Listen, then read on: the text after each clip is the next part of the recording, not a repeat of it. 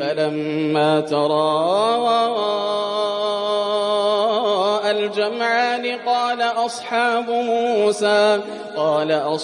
موسى إنا لمدركون قال كلا إن معي ربي سيهدين فأوحينا إلى موسى أن اضرب بعصاك البحر فانفلق فكان كل فرق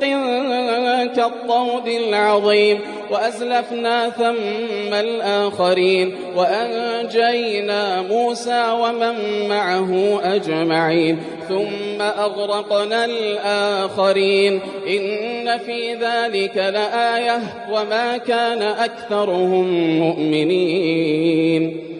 وإن ربك لهو العزيز الرحيم.